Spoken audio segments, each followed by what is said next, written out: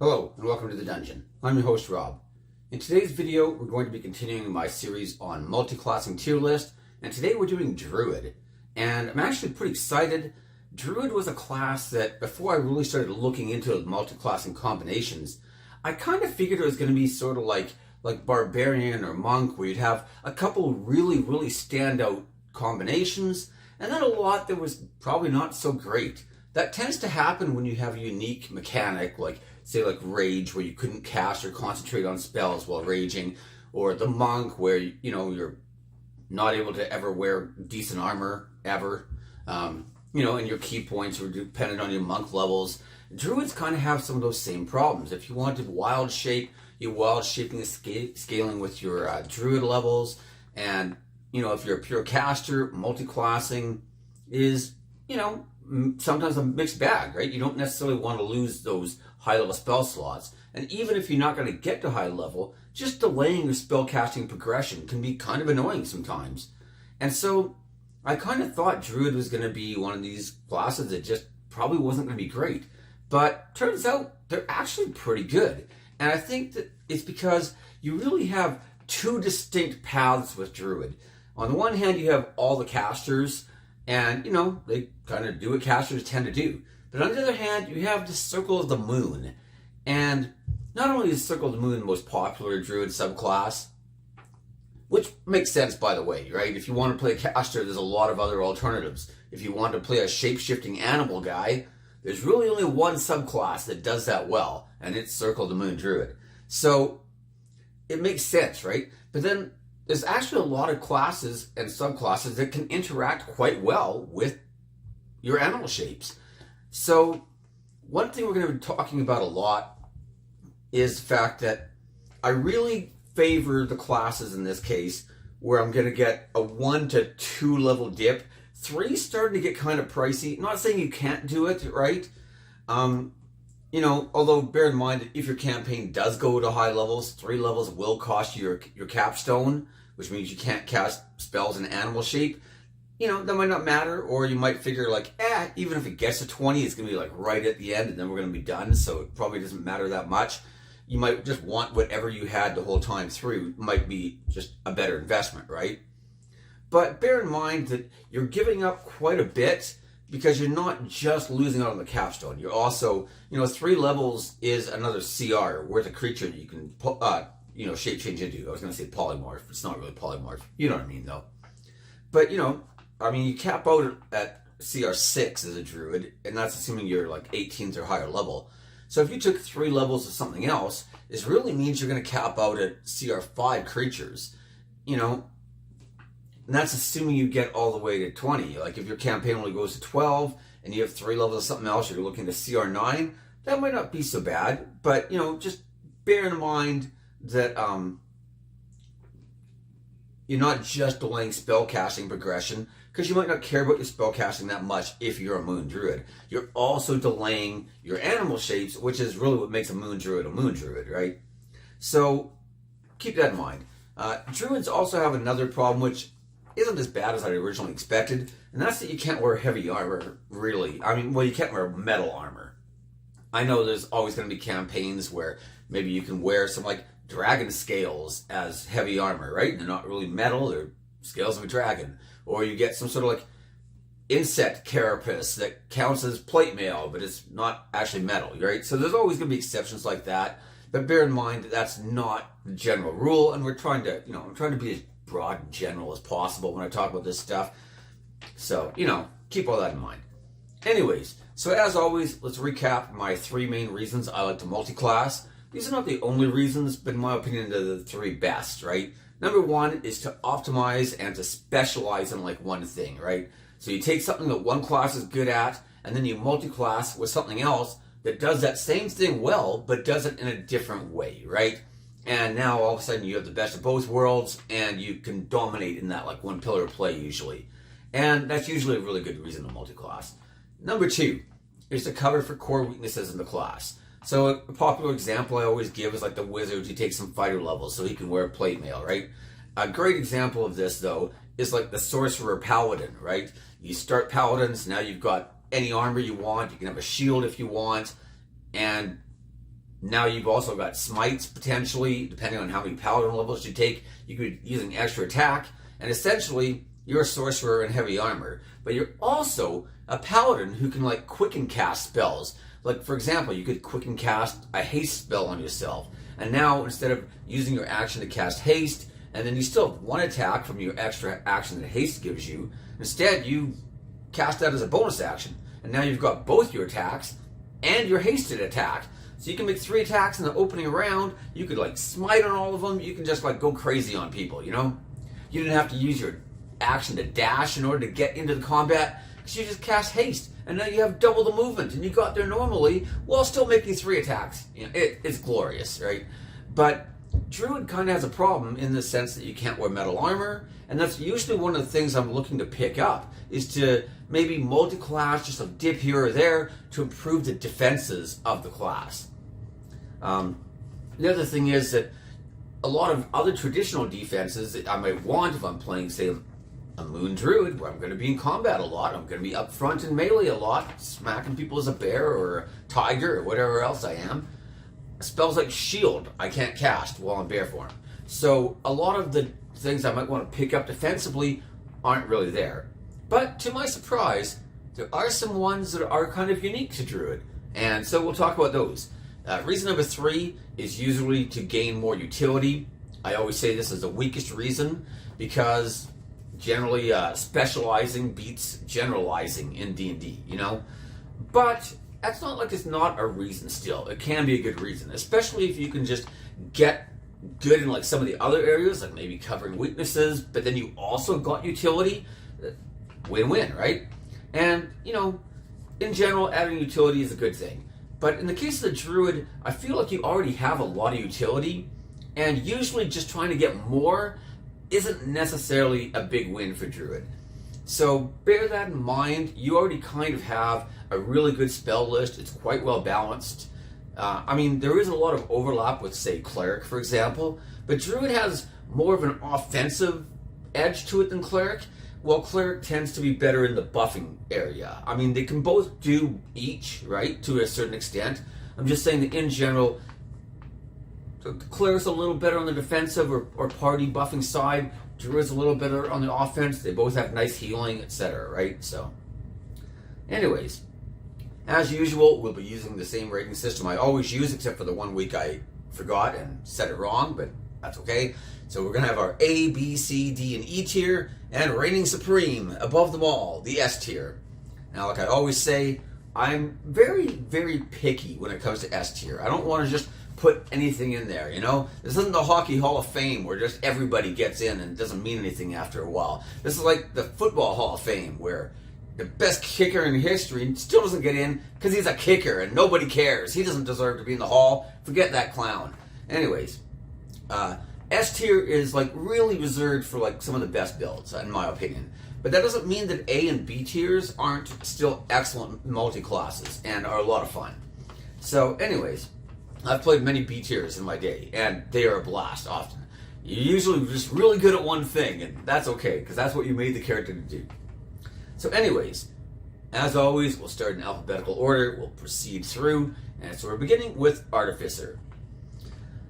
Artificer, of course, as I always say, dipping Artificer. Oh, for the purposes of this video, we're looking at mostly Druid builds. We're not looking at like 1 or 2 levels of Druid combined with something else. We're looking at mostly Druid combined with 1 or 2, 3 levels of something different, right? That might not always be the case, but I feel for Druid, that's definitely the best way to go. A, if you don't want to be a Moon Druid, you're still a full caster, and you probably want as many Druid levels as possible so you can maintain your spell casting and not set it too far behind. And B, if you are a Moon Druid, you're probably going to be trying to use Wild Shape a lot. And like I said, the more levels of what other class you took besides Druid, just delaying your progress in Wild Shaping. So that's not great either. Wild Shaping, I should say, there is one inherent problem.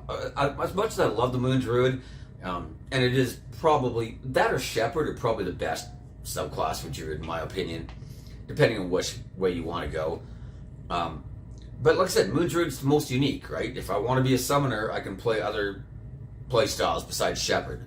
If I want to be a giant ape in combat, there's really only one route to go. and that's Druid. Or beg somebody to polymorph me constantly, but, that gets a little old. The one problem the Moon Druids tend to have, and this is going to be true of the multi-classes with Moon Druid as well, and that is that as you start to reach the higher levels of play, right? Let's say even like 13, 14 for sure, even maybe 11 or 12, but as we start to get to those higher levels, the CR of creatures we can turn into are generally not anywhere near the level of the things we're fighting, right? It's one thing if you're a CR3 and you're fighting a CR6, right? That's not horrible because you have your party members with you, whatever. But when you look at CR5 and you're fighting a CR25, that's kind of a different story. And so the wild shaping tends to not really keep up as you start to get to the higher levels. And at the same time, you're getting higher and higher level spells, which of course are becoming more and more potent and more powerful, and there's less and less reason to use your animal shapes in combat as you get to higher levels. Obviously that changes when you get your capstone and you can cast spells while in wild shape, because now there's no reason not to do both at once, right? But until 18th level, there's that stretch between, let's call it 13 and 17, just to round off, mostly, where your wild shaping starts to kind of peter out for a bit. So keep that in mind. That's kind of accelerated when you multi-class, even if you only take 1 or 2 levels of another class, right? So it's not the end of the world, as long as you took 2 levels or less, you could still get that capstone. Most campaigns never get that high anyway, and by the time you're just kind of starting to get to that point where wild shape's losing its edge, that's usually when the campaign ends, so it's not really much of an issue. And like I said, even if it does, you're still a great caster. So it's not the edge or the end of the world. The edge of the world. Not the end of the world. And it's not like you'll never be able to wild shape at higher levels. There'll still be times when it's appropriate and when you want to do it. It's just not as strong as 7th level spells or 8th level spells or obviously 9th level spells are, for example, right? So, let's just keep all that in mind. Anyways, back to where we were supposed to be a moment ago. Artificer. As I always say when we dip Artificer, we can get some nice low magic items. This is okay. We get some bonus action options, but these do come only at level 3 when we get our subclass features. Every subclass has some nice features. We get some different spells, but they're using intelligence. So there is some nice things here, but unfortunately, I don't think it's great overall, just because, A, we're needing 2 different casting stats. We can't really dip for armor, as I said, because you're a druid and you still can't wear metal armor, so that kind of rules out some of them. And in general, I don't think that 3 levels of Artificer is really giving me enough to make it worthwhile. But it's also not terrible. And there is one specific thing I do want to mention, which is if you're going Moon Druid and you combine it with the Artillerist, because you can get that good old hit point cannon that gives everybody in the party temporary hit points. So here's the thing to understand about your wild shape. The animal form that you take are not temporary hit points. It is hit points, but it is a separate pool from your druid hit points. So you have your wild shaped hit points, you have your druid hit points, and you could have a third column of your temporary hit points, meaning that while you're in animal shape, if you're able to give yourself temporary hit points somehow, that will just allow you to keep that animal shape even longer, and you don't have to worry as much that you're going to be driven back out and forced into caster form. So there is, I think, a reason to maybe take 3 levels of Artificer after all, if you really wanted the hit point turret. And it's not a bad idea. It's just, like I said, that is a full CR worth of creatures that you can't turn into. That is potentially costing you your capstone, since you'll never be able to get to 18 Druid now. It is putting everything else Druid back. So is it good? Yes. Is it phenomenal? I don't know, given that there's so many other ways in the game to get temporary hit points. Like, if you can beg somebody in your party to play a Twilight Domain Cleric, that's going to be way better, for example, right? So, while I like it, I wouldn't say I love it. So my final grade for Artificer, I think it's a solid C. Let's give our temporary hit point turret machine though, a B, because I do think it's about half a grade or maybe even a full grade above. But I do think that it doesn't really rate higher than a B, even as good as temporary hit points are in wild shape, because there's just too many other ways to get temporary hit points that aren't costing us 3 levels of Druid, essentially, right? So, good, but there's better. Moving on to Barbarian. So, speaking of better, Barbarian level 1 is pretty good. Number 1, when I usually go Barbarian, you're looking for Rage and Reckless Attack. And I always throw in Unarmored Defense as a nice little bonus, but Unarmored Defense on a Barbarian is something I'm normally not using for my whole career. I'm using it at low levels when I don't have a lot of money and I haven't had a chance to get good armor. But once I can afford like half plate or something, I'm probably ditching Unarmored Defense and I'm just going to wear half plate instead, right? The thing is though, that as a Druid, Unarmored Defense will literally stay with you every time you shape change. It's just giving you that permanent bonus to your armor class. And most of the beast forms have terrible armor classes, if we're to be frank, right? So just having that boost to your armor class, unlike a pure barbarian where it's kind of nice at low levels, but it's something we grow out of, this is something that could boost your career for forever. Plus you have rage. We already talked about how, making those hit points last longer is going to be a good thing. Getting an extra couple points of damage doesn't hurt. It's not really a big deal, to be honest. I'm way more excited about Unarmed Defense and having my damage from Rage. I think you can even make a good argument for 2 levels of Barbarian just to get Reckless Attack, because you can use that in your shape change forms, if they're attacking with Strength at least, right? So that's not too bad either. I do think you could even make an argument for 3 levels of Barbarian if you want to go with like, Totem Warrior, for example. But I really don't know if it's that necessary. Usually, if you're going to be in like an animal shape and you're up front clawing guys and biting them, you're going to be mostly dealing with slashing, piercing, and bludgeoning, right? You might get some poison damage in there that you're not going to be resistant to. That kind of sucks. Depending on what you're fighting, they may do like necrotic damage or something like that occasionally, right? But most of it's just going to be physical damage. And, we've already talked about 3 levels. We don't need to go into a lot of detail here. This one is another one it's very, very, very strong at low levels. And then kind of like the wild shaping itself, it does start to kind of lose some of its effectiveness. So while I still think it's very, very strong, and I'm going to put this in the S tier, I'm kind of putting it at the bottom of the S tier. We've got stuff like our Bard Warlock that we did last week, or 2 weeks ago, sorry, whatever it was. That was a S tier. This one is also S tier. It's just not quite as good because it doesn't hold up over your career the way that some of these others do.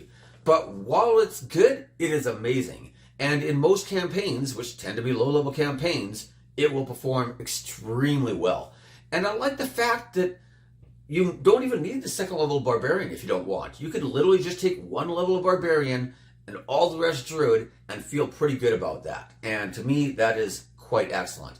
Now, obviously, Barbarian is giving us nothing if we're not going with the moon, right? Because all of our casting ones are getting nothing from Barbarian. They're actually being held back by Barbarian. So obviously, there's no point even rating those ones because they're just a solid E, right? Like, there's no point. But we'll just assume that if we're talking Barbarian, you probably knew by now I was talking Circle of the Moon, right? So anyways, Barbarian gets an S. On to Bard. Obviously getting things like Jack of all trades, expertise, bardic inspiration, all pretty nice.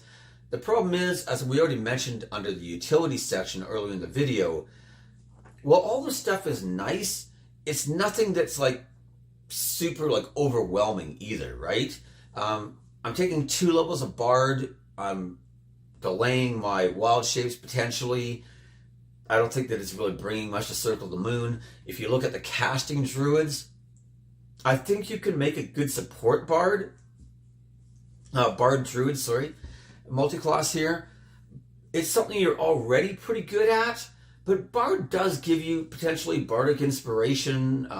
You might even take a subclass. There are things like that you can take which can help you out. Like cutting words is pretty nice if you wanted to use it. but I don't know that it's really worth delaying my overall Druid levels by a lot. In the end, I'm giving Bard a C, and that's mostly for the caster hybrid, right? Like I said, Moon really has nothing to be gained by going Bard, other than maybe a +1 to your initiative, eventually a +2 or 3, I guess. But yeah, not really that great, I don't think. I do think, though, that a Circle of Stars or Shepherd Druid combined with Bard who wants to focus on more support and utility, it's still pretty decent. So I'm giving it a C. Like I said, it's not awful, but I don't think it's like a strong recommend either. So next we have Cleric. This one's kind of an oldie but a goodie. This is one of the like classic ones where people would take one level of Life Cleric and then combine the Life Cleric domain features with things like Goodberry. And honestly, that's still a really good combination. I think that also Bless is a really, really great buff spell. That's great when you're like level 1 or 2 or 3, and it's still pretty good when your party is like mid or even high level. Having an extra D4 to your attack rolls is pretty nice, especially if you have party members that are using things like Sharpshooter or Great Weapon Mastery, and they're taking those -5 penalties in exchange for the big damage bonus. Bless helps to offset that penalty a lot.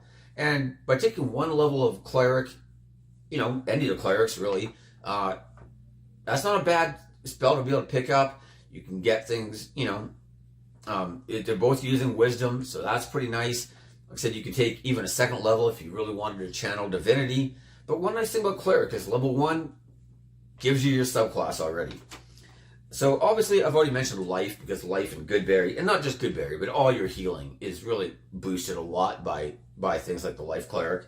But Goodberry is just an extremely great example, where your 10 berries now heal for like 40 hit points worth of healing instead of 10 hit points worth of healing. That's pretty awesome.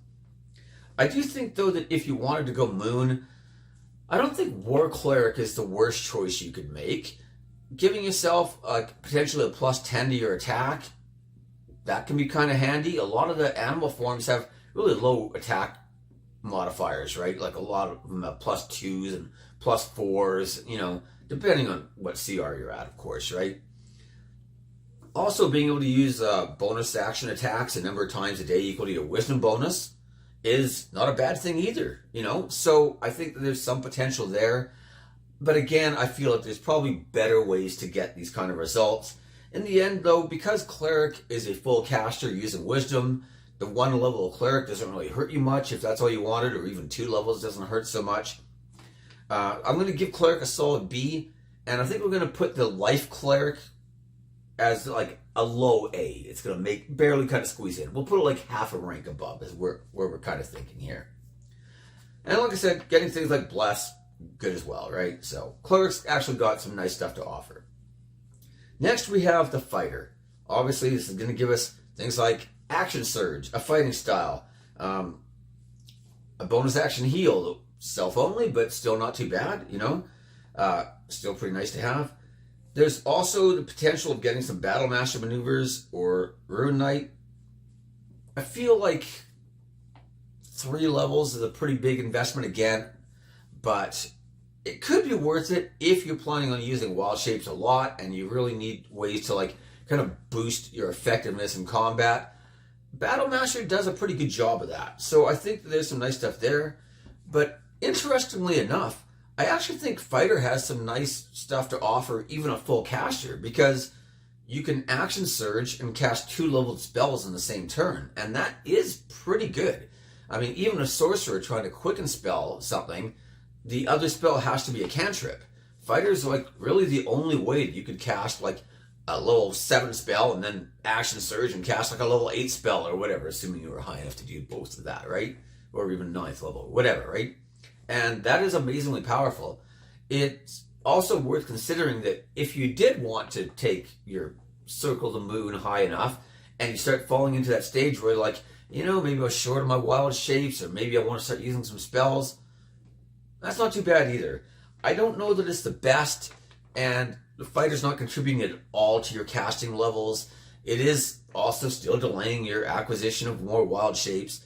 So in the end, I'm giving Fighter a B, but I don't think it's bad, and I think it's, it has some merit. The only thing it's not really giving us is heavy armor, which would have been nice, but, well, it could give us heavy armor if we have non-metal heavy armor to wear, of course. So even that could be right in the right campaign. Next, we have the Monk. And while usually Monk multi-classes are quite awful, and you usually want the more Monk the better, I think this is a case where one level of Monk actually goes a long way. Kind of like what we talked about with the Barbarian, Monks have an ability called Unarmored Defense. It doesn't stack with the Barbarians, and it uses a different stat. The Barbarian, you get whatever your Constitution bonus is added to your armor class.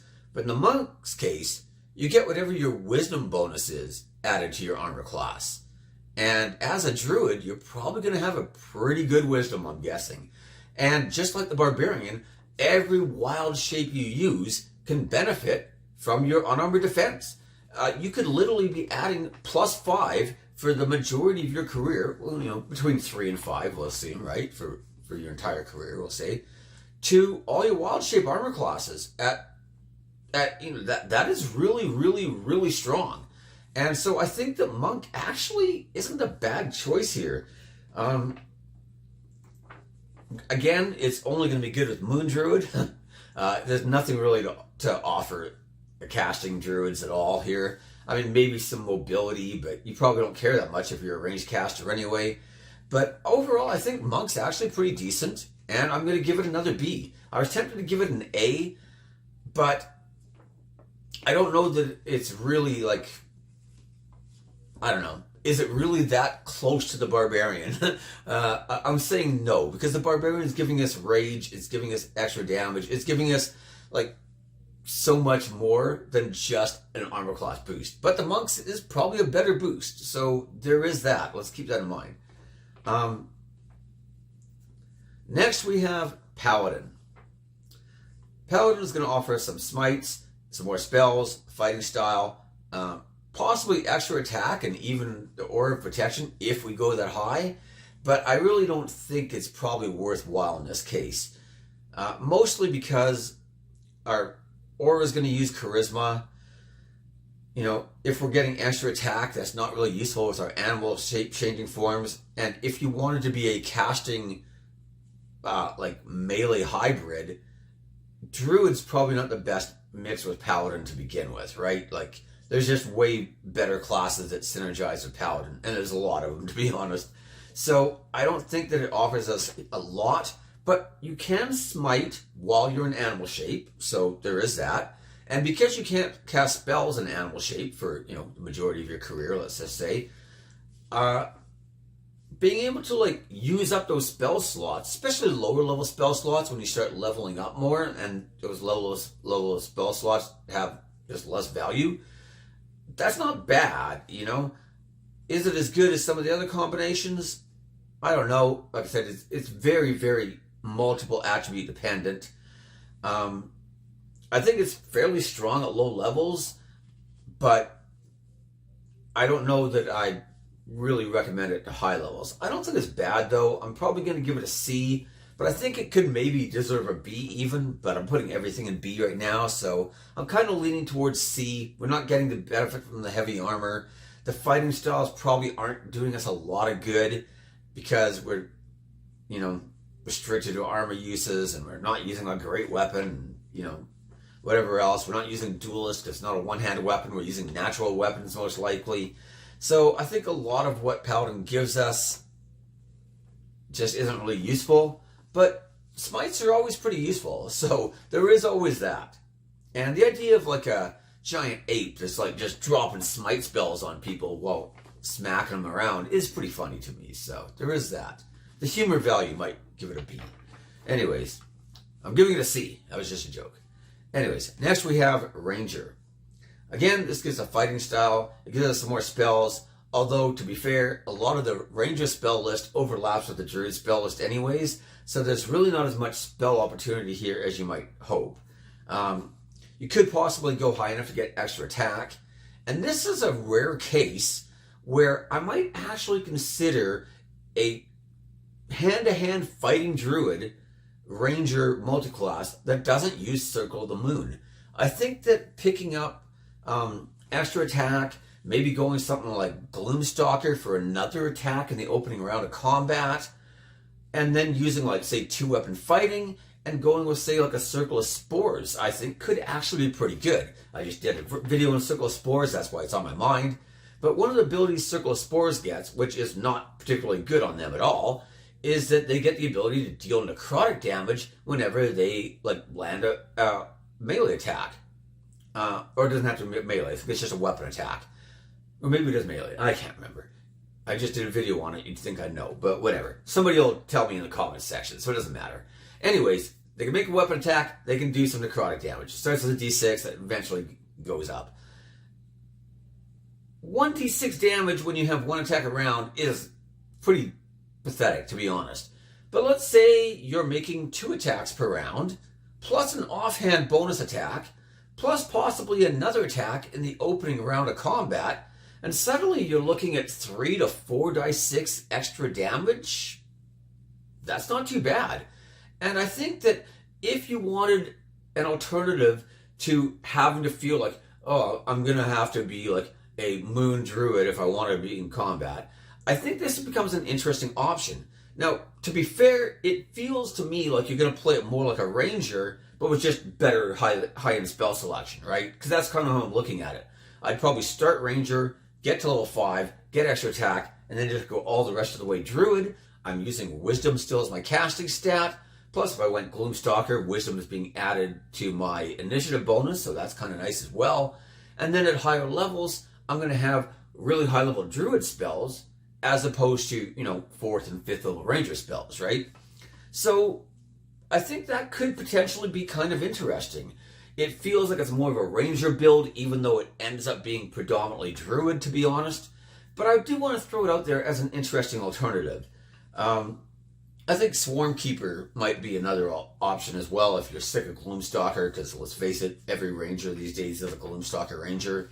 Swarmkeeper has like a aura thing around them that does some damage. It's not great, but if you're able to stack it with all the damage you're doing, from everything else, that could be okay. Your Circle of Spores Druid and your Swarmkeeper Ranger, overall, though, I think Ranger is pretty decent. I'm going to give it a B. I also think one of the reasons I'm giving it a B as well is because Rangers and Druids as a multi-class do really, really well in the exploration pillar as well. It's not all just about combat, and it's not even about utility, because you've got some nice healing and stuff as well, right? Overall, I think it does perform quite well. So there is quite a bit here to recommend it. I don't think it really dominates in the utility, but it's pretty good in exploration, and it's pretty decent in combat. Again, I wouldn't say it dominates either. You'd probably just do more damage being a full-on Ranger with Sharpshooter and using Swift Quiver eventually, but let's forget about that for now. Either way, I'm giving Ranger a B. I think it's pretty good, and I feel it's a high B as well. I feel like it's pretty high on that list. So next we have the Rogue, and this is one that I thought would be really, really good before I started really researching it and looking into it and reading about stuff and Googling different questions like, can I sneak attack while shapeshifted? The answer is no, by the way. No, you can't. So unfortunately, Rogue is one that seemed like it was going to be pretty good and really kind of fell flat. Now, granted, Rogue is even better than Ranger in the exploration pillar. You get expertise, you could have expertise on stealth. So if you really want to be a stealthy, sneaky ferret, for example, scouting for your party, this is really a great way to go. But unfortunately, a lot of the other things just don't really hold up. Obviously, cunning action is really nice if you go high enough to get that. I mean, it's not that high, so it's pretty good. You could even make an argument for maybe evasion from, if you really wanted to reduce the amount of damage you're taking and keep that animal shape alive longer. But it's a lot higher level ability, and it's just pushing back that Druid so much. I don't really think it's worth it. Granted, Ranger also gets evasion, but same kind of issue, right? The main thing, though, like I said, is that because when you're in animal form, you're using natural weapons, and because sneak attack requires finesse weapons, you cannot sneak attack while shapeshifted. And then, of course, if you're a caster and not a moon druid, rogue doesn't really offer you much. Yeah, you could go arcane trickster, and then, you're a third caster still, but I really don't see much to recommend it. I mean, you could get expertise from bard, for example, if that's what you really, really wanted. And so rogue overall, like, I felt like it was probably a D tier multi-class, which really surprised me. I thought that it would be a much stronger mix. I guess if you really, really value scouting, then in that pillar of play alone, you'd be much higher rank. But to me, like, I can scout with a familiar, and sending a player to scout is often very, very dangerous, even if they're really good at it. The best case scenario is nobody sees them, they scout out whatever's ahead, and they come back safely. The worst case scenario is they alert whatever's ahead, and then because all their allies are way behind them, they get absolutely murdered. And that's not so good. Like I said, you could have sent a familiar, and now you're out one familiar, which costs you 10 gold and an hour to recast the ritual. Much better. As opposed to, you being dead. Anyways, rogue was disappointing. What can I say? Moving on to sorcerer. Obviously, whenever we talk about sorcerer, meta magic is very nice. This is one that's not really going to offer much to moon druid. Although I do think that draconic bloodline sorcerer with the higher armor class, there's some potential there maybe. But I feel like if you really just wanted one level, then monk or barbarian would have been the better pick. So even that's not really enough to persuade me. But, just mentioning it out there, just to have. For the casters, though, like I said, meta magic is nice. Sorcerers have a nice spell list. You can get things like shield, which is a pretty nice addition, right? Unfortunately, sorcerer, of course, is using charisma, and druid's using wisdom, so there is that. But there are some potential goodies to be had there. Overall, though, the big problem, of course, is the more sorcerer levels we have, the less druid levels we have. And if all you have is just 3 levels of sorcerer, just so you can get some meta magics, you're going to be so limited on sorcery points, you really can't use them a lot. There was one interaction I'd really been hoping could work, that really wanted me to rank sorcerer much higher. And that was the idea that I could use subtle spell while shapeshifted, and I could maybe circumvent the rule that I couldn't cast spells while in animal form, because I don't need verbal or somatic components. However, as I reread things and then Googled things and then read the sage advice on things, it turns out that is completely false. The restriction is that you just can't cast spells while shapeshifted until you hit 18th level druid, of course. Doesn't care what components you need or don't need for the spell. You just simply cannot cast while shapeshifted. And a subtle spell does not help you get around that. So, unfortunately, that would have been a nice boost, but no good. So, sorcerer, I'm still giving it a C, just because defensive options like shield are pretty good. Meta magic is pretty nice. You do get, potentially, like, you could go Divine Soul Sorcerer, attune yourself with Lawful, and get that Bless spell that we mentioned earlier. Like, there are some nice boosts like that. But there's not really enough to, like, rank it higher than that either, right? Overall, Sorcerer's not a bad pick, but I don't think it's great. It's kind of a low C, to be honest. I'm kind of borderline with a D almost. But anyways, moving on, we have the Warlock. Warlock has a lot of the same issues that Sorcerer does, namely that it's using your charisma, of course. You could do something like take 2 levels of Sorcerer just for Eldritch Blast plus Agonizing Blast and Repelling Blast. But I don't really think it's worthwhile. I mean, if you're going mostly caster, you're going to need the high wisdom anyway, because everything except for Eldritch Blast is going to be using your wisdom, and then Eldritch Blast is using your charisma. So, I mean, yes, you could have a decent charisma, but it's really just not worthwhile. If you really wanted to be an Eldritch Blast spammer, just be an Eldritch Blast spammer. Don't bother combining it with Druid, right? However, there is one interaction from Warlock that is definitely worth mentioning, and that is Armor of Agathis plus Wild Shape. This is pretty awesome, to be honest. You could take one level of Warlock just to get those first level spells, get Armor of Agathis.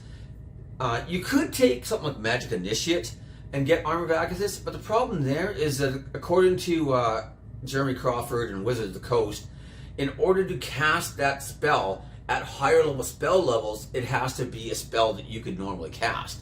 So if you're picking up something like Armor of Agathis that isn't normally on your spell list, you're limited to only being able to use it with that first, with that one free spell casting that you get, which is only going to give you 5 hit points, and it really isn't worth it. If you take one level of Warlock, though, it now just becomes a spell that you can cast. You can use your Druid spell levels to cast it with, so you could potentially be casting it with, 5th level spell slots, 8th level spell slots, 9th level spell slots, if you really cared that much, And now you shape change, you keep that Armor of Agathis, and now you're in there as a bear mauling people, and every time they hit you, they're taking a whole bunch of cold damage from your armor, and those temporary hit points are allowing that animal shape to just last even longer. And that's pretty good for a 1 level dip. Is it A tier? I don't think so. Obviously it's not S tier either, but I do think that it's a pretty solid B. I mean, you could potentially go with something like Hexblade even, but I don't think that attacking with Charisma is really going to be an asset in animal forms, to be honest, so that's really not helping you at all.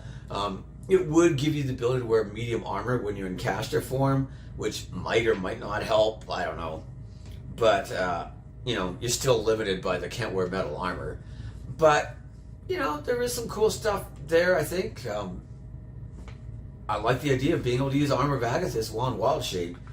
So, I'm giving this one 2 drastically different ratings. I think that the Moon Druid plus Armor of Agathis is probably worthy of a B rank, but the casting variants, even trying to use Eldritch Blast, is probably a D.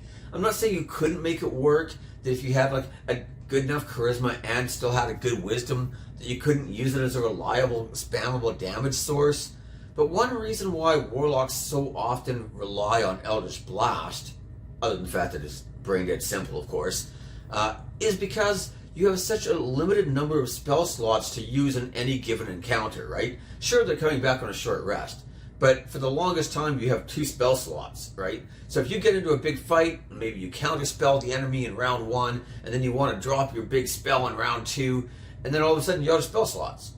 So what do? Well, if you're anybody else, you have lots of spell slots still. But if you're a Warlock, you're like, well, I guess I cast Eldritch Blast a lot still. Because really, you don't have the spell slots to do anything else in that encounter, right? So, as a Druid, you've got some pretty good offensive spells already. I don't think that's really, worth the investment. Anyways, enough about Eldritch Blast. Moving on to Wizard. Wizard has many of the same problems as the Warlock, Caster, and the Sorcerer, minus Metamagic, of course. There's really not a lot here that's good, but I do think that getting something like Find Familiar can be worthwhile. Now, granted, this is another spell you could have got as a Magic Initiate, if you want to take that feat. And unlike Armor of Agathis, you don't have to worry about your Familiar not being able to upcast, right? You only need it as a first level spell. That's all you ever want. And so that's actually pretty good. And the reason I say I like it is because if you wanted to be more of a caster and you're trying to cast spells in combat and then you've got an ally who goes down and you want to heal them and stuff, your Familiar can cast spells for you, like your touch spells. You can cast them through your Familiar. So all of a sudden, instead of you having to close the 40 feet away to that barbarian who decided to run in by himself and then forgot he was out of rages for the day, now, or worse yet, the monk who charged into combat and then forgot that he was a monk and immediately died, of course. Now you can have your Familiar deliver that cure wounds to the barbarian, or revivify to the monk, I guess. Poor monks. Sorry, monks. I don't mean to trash on you all the time, but It is pretty funny sometimes. Anyways, enough about the monks. But yeah, having your familiar be able to cast touch spells is pretty good, especially since a lot of your healing spells require touch.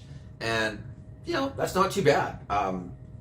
It's also, if, like I said, with Wild Shape, sure, you're a pretty good scout, but you could have your familiar scout. Better yet, you can scout one way and he can scout the other way, and now you're not like risking the rest of the party members. So, I think there is some potential there. I just don't know that it's really like super great. The other one that we're going to mention, of course, and I can't believe that I am recommending this again, is the War Wizard. I remember like when I first read War Wizard, I was like, okay, they look pretty decent, and I kind of mentally, I sort of slotted them in like the middle of the wizard ranks, right? And then as I've been doing all these multi-classes, time after time, you start realizing that with a 2-level dip, I can literally use my reaction anytime I want and give myself 2 armor class or +4 to a saving throw. And that is amazing. And it just pairs with, maybe not with Artificer, because you'll get Flash of Genius, which is arguably better, but that's, level 7, right? And although you can give it to other people in that case, right? But 2 levels, that's pretty good. And you can even use it while you're a Moon Druid. Again, maybe you'd rather just permanently have more armor class, which you could have had as a monk or a barbarian. But it's at least worth mentioning, right? So I have to mentally reevaluate the War Wizard. He's definitely moving up the ranks a lot in my mind. He's definitely not mid-tier. He's up there higher than I originally thought. At least when it comes to multi-classing. Maybe not as a straight wizard, but boy, not too bad. So overall, Wizard, unfortunately, is getting a D. They don't even have meta magic to recommend them, and you don't have Armor of Agathis to recommend it. So having a familiar, like I said, is good, but there are other ways you could do it, or just not care that much. Like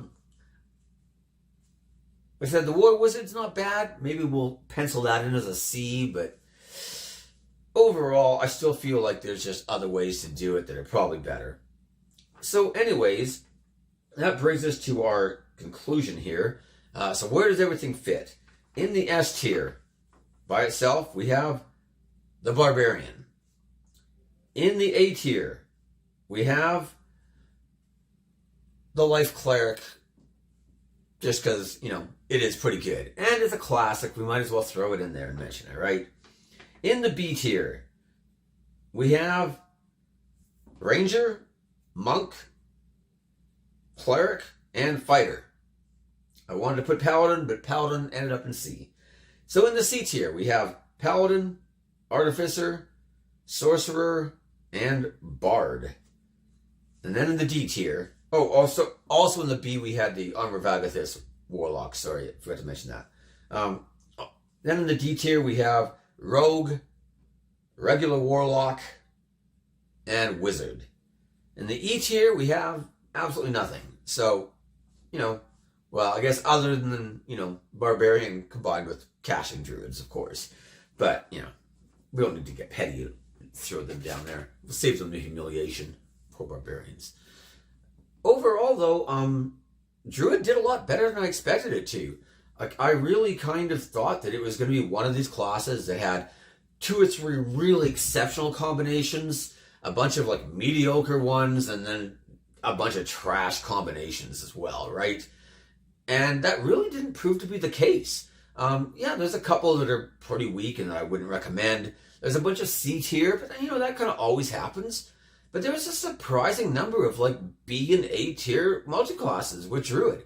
And Wild Shape ended up working in like a lot of surprising ways. Like some of these passive armor class boosts that I don't really value super highly on a lot of these other classes. I mean, other than Monk, of course, they need the armor class boost, of course. That's something that's going to be with them forever, of course. But you can't multi-class as a monk and get better armor. So, of course, you need armor defense, right? But yeah, like a lot of stuff that I hadn't really expected to benefit the Druid as much actually did pretty well.